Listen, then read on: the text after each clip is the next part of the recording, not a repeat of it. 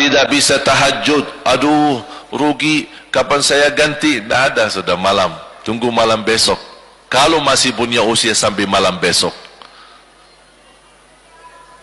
Makanya selalu saya sampaikan ke jemaah, jangan tinggalkan salat malam walaupun 2 rakaat, tutup dengan witir. Karena salat malam tidak harus 8, salat malam tidak harus 10. Sedikit demi sedikit diistiqamahkan lebih baik daripada banyak tapi terputus. Salat malam tidak harus tidur dulu.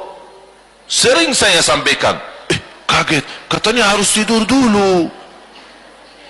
Kenapa tidak harus tidur dulu? Karena salat malam waktunya bukan jam 12, bukan jam 1, bukan jam 2. Waktu salat malam mulai habis isya sampai subuh. Di awal boleh, di tengah malam boleh, di akhir malam boleh. Memang lebih baik di akhir sepertiga terakhir. Tapi ini kembali kepada kondisi kita masing-masing. Ada ibu-ibu merasa, aduh, kalau jam 3 aku aja tidur jam 1. Ada orang yang alhamdulillah jam 9, jam 10 udah bisa tidur. InsyaAllah rutin jam 3 saya bisa bangun santai-santai, bisa tahajud. Tapi ada ibu-ibu lagi galau, tak bisa tidur, kefikiran, ada urusan sama suami kah, ada urusan anak kah, ada urusan hutang sana sini kah, pusing, tak bisa tidur, bolak-balik baca ayat Al-Kursi berkali-kali, bahkan habis surah Al-Baqarah tapi tak bisa tidur juga. Itu bagaimana solusinya?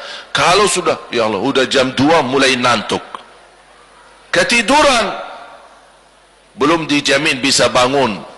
Syukur-syukur kalau bangun subuh. Makanya ini kembali kepada keadaan kita. Ketika kita merasa diri kekhawatiran, ketiduran, tidak bisa bangun, segera ambil air wudu, salat semampunya. 2 rakaat boleh, 4 rakaat boleh, 6 rakaat boleh, sesuai kemampuan kita. Tutup dengan witir, 1 rakaat boleh, 3 rakaat boleh, 3 rakaat pun sekaligus boleh, atau dipisahkan 2 dan 1. Udah, habis itu tidur. Sudah tertulis dalam buku amal ahli witir. Kalau bangun lagi masih ada waktu, kira-kira 20 menit, ingin tahajud, boleh tahajud, tapi tidak boleh witir lagi, karena Rasul melarang 2 kali witir dalam 1 malam. La witrani fi layla. Tidak ada witir 2 kali. Ada yang tanya, apa sih dasarnya kalau boleh kita salat sebelum tidur? Ada 3 hadis dan 3 amalan yang Rasul sampaikan kepada 3 sahabat.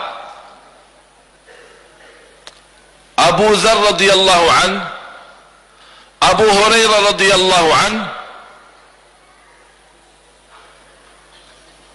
dan beberapa sahabat yang lain yang mendapatkan wasiat yang sama.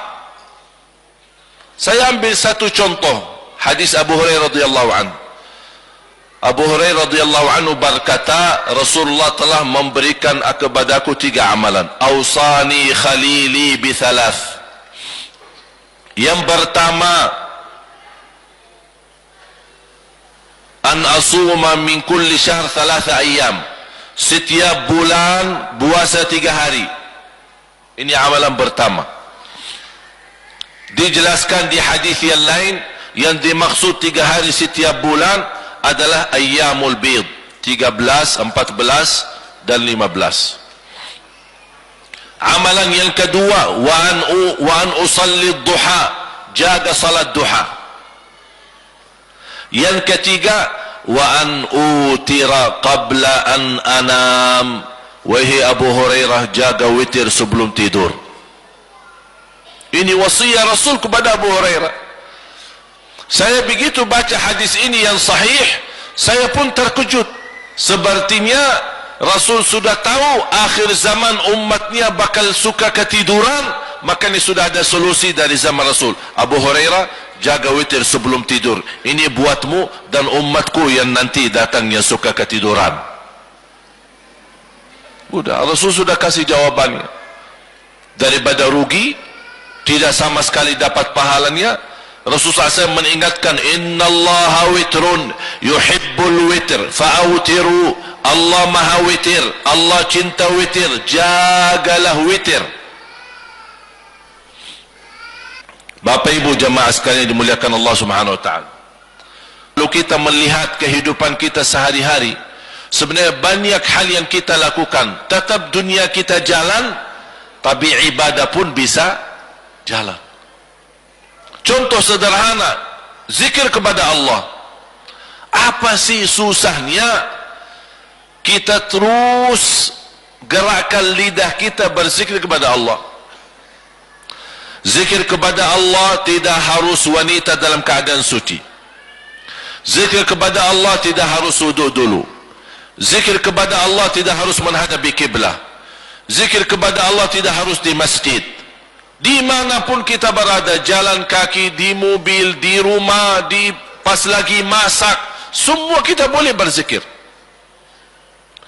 La yazalu lisanuka ratban min dzikrillah. Basahi lidahmu zikir kepada Allah Subhanahu wa taala. Ini salah satu amalan yang menjamin masuk surga. Dengan hanya basahi lidahmu dengan zikir kepada Allah. Amalan yang paling ringan tapi pahalanya yang paling besar, itu zikir. Ringan. 2 kalimat, ringan di atas lidah, berat di atas timbangan, dicintai Allah, subhanallah wa bihamdi, subhanallahil azim. 2 kalimat. Tapi kalau diucapkan memang sangat mudah, ringan. Tapi kalau ditimbangan di sisi Allah, berat. Berat timbangannya, pahalanya besar. Bukan hanya berat di timbangan, tapi Allah mencintai kalimat ini. Berarti kalau kita ucapkan kalimat yang dicintai Allah, insyaAllah nanti akan Allah mencintai kita. Qul huwallahu ahad. Rasulullah SAW bersabda, man qara qul huwallahu ahad fil yawmi wal layla 10 marratin bana Allahu lahu baitan fil jannah. Di riwayat qasran fil jannah, sebagaimana di Musnad Imam Ahmad Hanbali, kemudian riwayat Imam Tabarani dan Baihaqi. Rasulullah SAW bersabda, barang siapa yang baca qul huwallahu ahad dalam sehari 10 kali saja, dapat rumah di dalam surga. Di riwayat yang lain, dapat istana di dalam surga. Qul huwallahu ahad 10 kali.